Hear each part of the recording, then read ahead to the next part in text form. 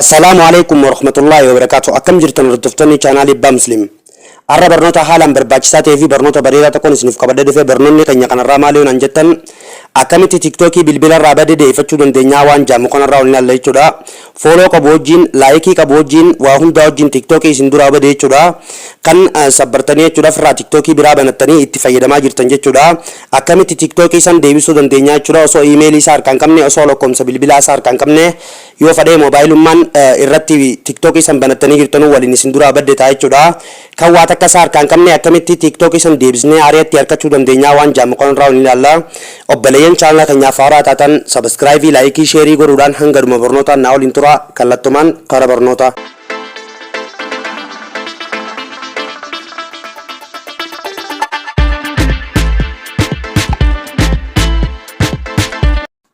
Akkumaan durarratti isiniif ibsuuf yaale tiktookii bilbilarraa badee deebisuu yaana jechuudha.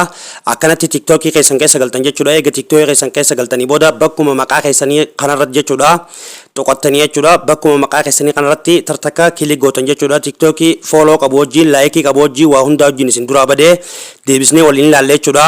Gizee kana mataa kana gubbaarratti toqotan jechuudha. Aada akkaawuntiin kun ni jira. Aada akkaawuntii kanarratti tartakka kilik gootan jechuudha. Gizee kanatti aada akkaawuntii irratti toqotan booda akkanatti isiniif fida jechuudha. Akkanatti isiniif fida. Kuni amma saayinii appiidha jechuudha. Saayinii appii jechuun haaree banuudhaaf jechuudha. Feesbuukaan banachuudhaaf akkasumatti googiliidhaan banachuudhaaf nambariidhaan banachuudhaaf nuti amma saayinii appiidhaaf hin jaanu jechuudha. Loogiinii godhuu yaana jechuudha. Haaree banuu jaanu kan nu duraa badee deebifachuu yaana waan ta'eef loogiin in bakka hin jiru kanarratti tartakkaa tuqannaa jechuudha. Gizee loogiin irratti tuqannee akkanatti nuuf fida jechuudha. Kun amma yoo feesbuukaan banattanii feesbuukni isaa isin harka jiraate feesbuuka saniin deebifachuudhaaf jechuudha. Akkasumatti iimeeliidhaan banattanii iimeeliin isaa isin harka jira taanaan iimeelii saniin deebifachuudhaaf jechuudha.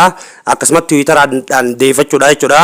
Nuti amma waa hundaa harkaan qabnu jechuudha. Iimeelii harkaan qabnu, tiwiitara isaa harkaan qabnu, waan isaan bananne takkallee harkaan qabnu jechuudha.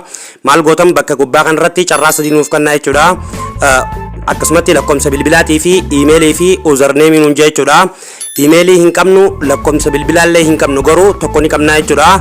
Maal qabna? Username qabnaa jechuudha. Username kan sadaffaarra jiru kana qabnaa jechuudha. Username ni qabnaa jechuudha. Username kanallee akkaataa itti qabnu ammaan deemee tiktok irratti harka achi deebi'ee isin agarsiisa jechuudha. Tiktok irratti achi deebinee waliin ilaalla jechuudha. Username isaa akkamitti harkachuu dandeenya jechuudha. Tartakka tiktok irratti achi deebi'ee isin agarsiisu bakkuma sarchingii tanarra dhuftanii egaa as deebitan booda maqaa isin duraa badeessan jechuudha irra barreessitan jechuudha. Maqaa tiktookii isin duraa badeessan irra barreeffatan jechuudha bakka tanarratti. An amma jaalkadiiriin na duraa badee jaalkadiir godhee irratti barreessu jechuudha. Gizee kanatti irra barreessitan booda sarchi gootanii jechuudha. Gizee kanatti irra barreessitan booda sarchi godhatanii tiktookii isin duraa badeessan gizee harkattan booda jala seentan jechuudha. Gizee kana jala seentan kana booda gizee kanatti jala seentan booda maal godhatan username isaa kunooti bakkuma kanarra jira jechuudha. Username isaa bakkuma jalaa kanarratti irratti qonnaan ifumaaf koppii isiniif ta'a. Username isaa kana koppii godhatanii jechuudha. Gizee kana tiktokii keessan keessin duraa badeessan sarchi gootanii jala seentanii username reefuun tana isin injeessan jechuudha. Carraa nuti qabnu kana jechuudha. Username isaa kana sarchi godhatanii jala kana seentanii koppii jalaa godhatanii jechuudha. Username isaa eega koppii godhatanii booda bakkuma reefu sanarratti naaf deebitanii jechuudha. Gizee asirratti deebitan booda bakkuma gubbaa kanarratti tuqattanii jechuudha. Bakkuma nambarii fi iimeelii fi username joo kanarratti tuqattanii jechuudha. Carraa sadii nuuf kenna. Carraa sadii keessa amma takka harkanne jechuudha. Puunii nambarii isaa hin qabnu, iimeela isaa hin qabnu, garuu laakiin username isaa harkannee jirra jechuudha. Bakka duraa kanarratti lakkoofsa bilbilaa itti galchinu hin jaa. Kana bira dabarree iimeelii fi username kan nuun joo kanarratti tuqannaa jechuudha. Kuni amma yoo iimeelii isaa beektan jechuudha. Iimeelii isaa itti galchuudha. Nuti amma iimeelii isaa hin qabnu username amma koppii godhanne kana fiddanii paste itti godhuu dandeessan jechuudha. Username amma koppii goote kana paste itti godhuu dandeessan jechuudha. An amma ittiin katabadha username qiyyaa itti katabadhee bakki jalarraa tunni jirti jechuudha. Bakkuma jalaa kanarratti continue bakka kanarratti ni tuqattan jechuudha. Gizee kana continue irratti tuqattan booda akkanatti fuudhee isin galchee jechuudha. Amma maal nu gaafata? Passwordii nu gaafata jechuudha. Passwordii nu gaafata jechuudha. Passwordii isaa yoo beektan jechuudha itti guutan jechuudha. Yoo hin beekne forget password kan jiru kun jalumarra jira. Forget tanarratti tuqattanii passwordii isaa harkachuu dandeessan jechuudha. An amma passwordii isaa waan hin beekuuf passwordii isaa itti guuttadheetiin jira jechuudha. Continue jalarra ni jirti. Continue bakka tanarratti ni tuqattanii jechuudha. Passwordii isaa yoo hin beekne immoo forget passwordii ni jirti irratti tuqachuu dandeessan jechuudha.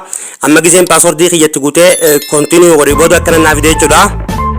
akkanatti naa fidee nama ta'uu kee mirkaneessinaan jechuudha. Akkanatti shir gootanii yoo akka xiyyaa kanatti isinii fidee shir gootanii suuraa wal fakkaatu irra galchitan raayitii naa godhee jira amma verify godheetiin jira jechuudha. Gizee akkanatti verify gootan booda amma daayirektuma paaswordiin keessan likkii taanaan akkaawuntii keessan kan isin duraa badeessan keessatti isin galchaa jechuudha. Akkaawuntii keessan kan isin duraa badeessan jechuudha. Achi keessa isin galchaa jechuudha daayirektuma yoo paaswordiin isin tuguuttan likkii ta'e jechuudha. Paaswordii isaa yoo irraanfattanii jirtan taate immoo forget paaswordiin ni jirti. Forget irratti tuqachuu qabdan jechuudha. Kunootiin amma akkaawuntii kiyya keessa nagalchee jira jechuudha. Akkaawuntii kiyya keessa nagalchee jira. Bakkuma piroofaayilii jettu irratti tuqadhee akkaawuntii kiyya jala seenee jechuudha. Kunootiin amma akkaawuntiin kiyya fooloo qabu wajjin laayikii qabu jechuun jechuudha. Akkaawuntii Jaalkadir Jookanaan na duraa badee ture fooloo qabu wajjin laayikii qabu wajjin akkasumatti waa hundaa wajjin naaf deebi'ee jira jechuudha. Piroofaayilii isaa ta'e wajjin jechuudha. Akkanatti isteeppii salphaa ta'e kanaan tiktookii isin duraa badee deeffachuu dandeessanii isin jaa. Obboleeyyan chaanala keenyaaf haaraa taatanilleen sabiskiraayivii laayikii sheerii godhuu hin dagatinaan isin jaa.